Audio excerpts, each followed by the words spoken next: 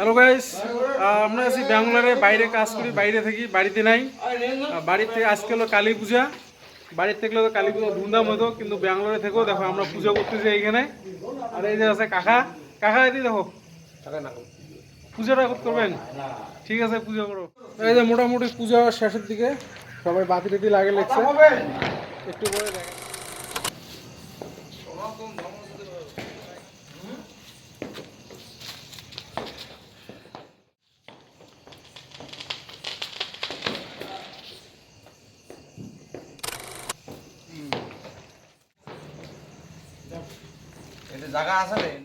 এই যে আমাদের কাকা এখন সবাইকে ফটো টোটো দিতেছে, পূজা হয়ে গেছে।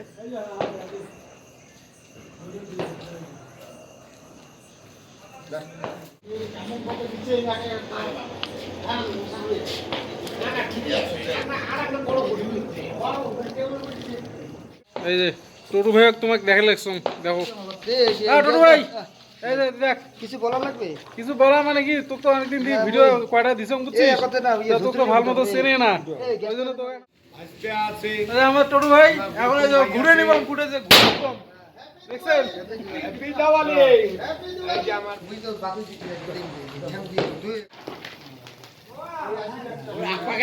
টোটু ভাই এবার ফটকা বেম বের করে এসে পুরো এক প্যাকেট লাগিয়ে দিবে এখন, ঠিক আছে। দেখ এখানে সবাই আছে, মানে বাংলা কথা আমরা, হ্যাঁ এই পাশে ভালো দেখা যাবে। আমরা ক্ষত্রিয় মানুষ, আমরা আমরা যেখানে থাকি সেখানে ব্যাঙ্গালোর আছে, তাকেও পুজো করে। হাই বেঙ্গালুরু, আর আমরা এখানে আছি। ছোট ছোট ছাগলে যেন বম না ফুটে, বম যাতে ছোট ছোট বাচ্চারা ফুটে না, সবাই সবাই সাবধানে থাকবেন। হ্যাপি দিওয়ালি। আমরা আছি ব্যাঙ্গালোরের চুলগুলে হসকোটের পাশাপাশি। সবাইকে হ্যাপি দিওয়ালির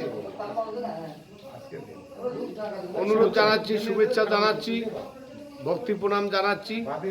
সবাই ভালো থাকুন, হ্যাপি দিওয়ালি, সুস্থ থাকুন।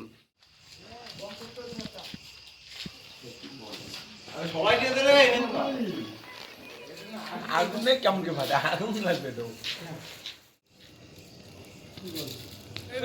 কাহাক দাও, কাহা বিড়ির আগুন দিয়ে লাগে লাগছে। কাকা তোমার কান্না চলবেন না। মোড়ে আসপাকে ধরে কেমন বিড়ি সেটি